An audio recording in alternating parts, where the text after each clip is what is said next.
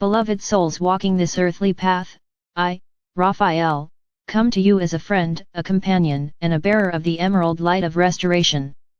My purpose is not to speak of distant heavens but to meet you where you are in your joys and in your sorrows. At this time in your world, many hearts are tender, carrying unspoken grief.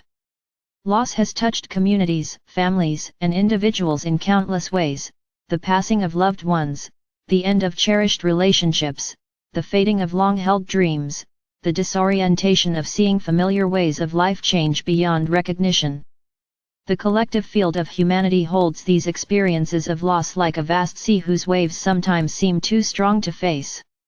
I come to offer guidance and gentle support so that you may heal the collective heart and remember your own capacity to mend and to love again. Loss is part of the cycle of existence. Nothing in form is meant to remain unchanged. Yet knowing this with the mind does not prevent the ache in the heart. Grief is the soul's natural response to change that feels like separation. It is the sign of love's presence, for if you had not loved, there would be no grief. The first step in healing the collective heart is therefore to honor grief, not to deny or rush past it. To grieve is to testify that life matters, that connections are real. When grief is ignored or suppressed, it becomes like stagnant water, clouding the inner channels of vitality and clarity. When it is acknowledged and given space, it begins to move, and in moving, it transforms. Every individual who allows themselves to grieve with honesty and compassion contributes to the healing of the collective field. Many imagine that their private sorrow is theirs alone, but emotions are not confined by the walls of the body. The vibrations of sorrow, as well as of comfort, ripple through the web of life that connects all beings. When you sit quietly with your sorrow and let it be felt without bitterness or self-condemnation, you are already participating in a deeper work helping the human heart as a whole remember how to mend. Begin by making a gentle sanctuary for your own heart. It need not be a special room, it may be a quiet moment by a window, a pause beneath a tree, or even a few breaths taken before the day's responsibilities. In that space, let yourself admit what you have lost. Speak it softly if you wish, or write it on paper. Name the person, the place, the dream, the season of life that has passed. By naming it, you begin to acknowledge the reality of your experience. Do not judge yourself for the intensity or the persistence of your feelings. Grief does not follow a fixed timetable. Each heart has its own rhythm of release and renewal. As you sit with your grief, imagine a soft emerald green light surrounding your heart like a gentle mist. This is not a magic trick but a symbolic focus for your intention. The color of living leaves, of spring's renewal, carries the vibration of restoration. See the green light flowing into the tender places within you, not to erase your memories but to soothe the sharpness of the pain. You may sense warmth, or perhaps a feeling of quiet presence beside you. Know that this is my way of standing near, not to take your grief away, but to hold a space in which it can unfold without overwhelming you. Healing after loss is not about forgetting, it is about remembering in a new way. The love you once shared with a person or a dream does not vanish when the form changes or departs. Love is of the soul, and the soul is not diminished by endings. Part of the healing journey is to discover how to carry that love forward, perhaps as a renewed commitment to kindness, perhaps as creative expression, perhaps as a simple depth of empathy for others who suffer. The loss reshapes you, yet it does not erase the essence of what was cherished. The collective heart of humanity has been shaped by many waves of loss, not only of individuals but of landscapes altered, traditions forgotten, illusions broken. This shared history often lies unspoken beneath the surface of cultures, influencing how communities respond to change and to one another. One of the greatest gifts you can offer to the world is your willingness to face your own grief with openness, for in doing so you help to dissolve the patterns of denial and division that keep societies from healing. In gatherings of friends, families, or communities, it is a courageous and healing act to create spaces where people can speak of what they have lost and what they still hold dear. Listening without the need to fix or to hurry another's process is itself an act of service. When stories of loss are heard with compassion, the pain they carry begins to shift into understanding. Shared grief, met with shared presence, weaves the fabric of collective resilience. As you travel the path of healing, you may at times feel waves of anger, regret, or guilt arising alongside sadness. These emotions, too, deserve acknowledgement.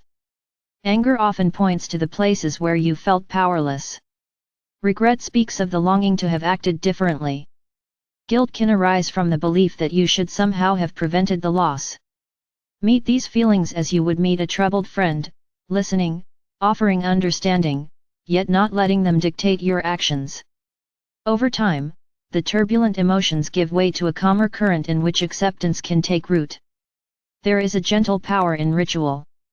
Simple acts: lighting a candle at dusk, planting a tree in memory, speaking a blessing at the turning of the seasons can help the heart integrate what the mind cannot fully grasp. Ritual gives form to the invisible currents of emotion, creating a bridge between the inner and the outer. It reminds you that you are part of a continuum, the life that has passed, the life that continues, the life yet to come. Forgiveness often becomes part of the healing journey. Forgiveness does not mean condoning harm or pretending that hurt did not occur. It is the choice to release the hold that anger or resentment has on your heart. In releasing it, you free the energy that can be used for renewal. Many carry unspoken resentment toward life itself for allowing loss to happen. Even this can be forgiven not as an intellectual decision, but as a softening of the heart's resistance to the mystery of change. Remember, beloved ones, that healing the collective heart is not accomplished by solemnity alone. Joy is also a healer. Moments of laughter, of wonder, of shared creativity, are not betrayals of your grief, they are signs that life is still moving within you. Allow joy to return in its own time, as naturally as spring follows winter. In welcoming it, you honor the cycle of renewal that underlies all experience. You may ask how the collective heart can truly heal when the world continues to face fresh sorrows. The answer is that healing is not a final state but an ongoing process. Each act of compassion, each choice to meet pain with presence rather than avoidance, contributes to the resilience of the collective.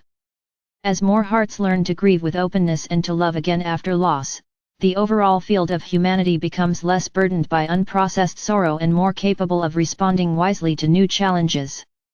To aid in your own journey, practice simple acts of self-care that honor your physical and emotional well-being.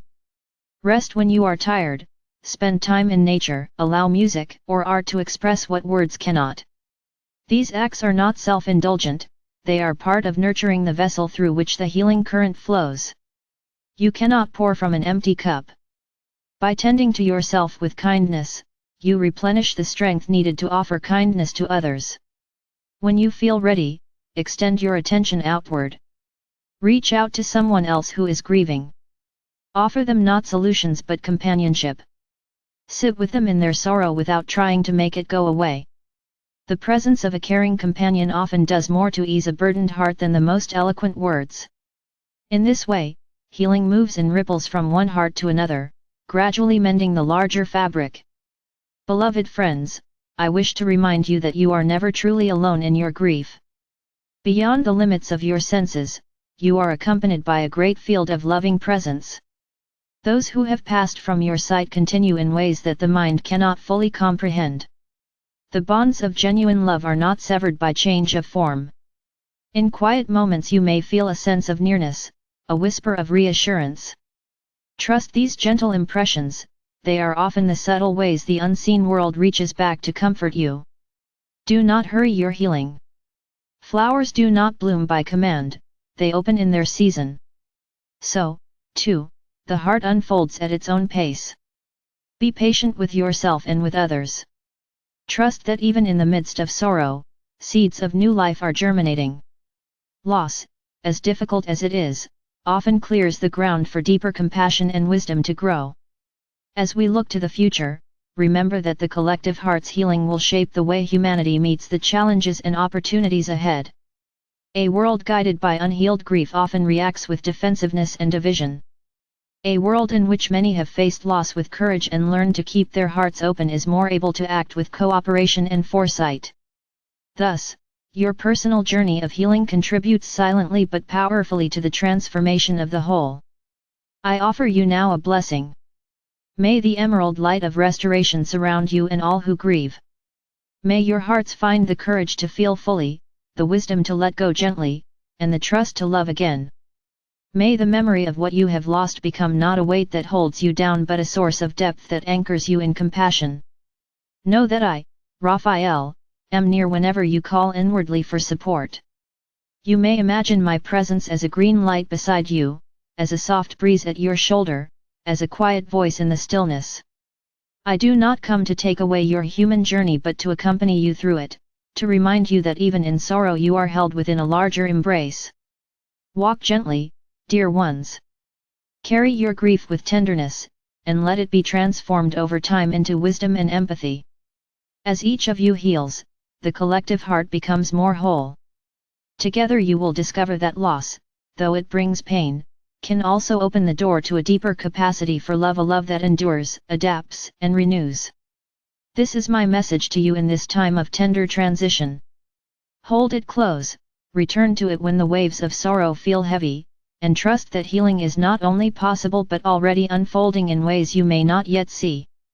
You are part of a great river of life that flows beyond every ending toward new beginnings.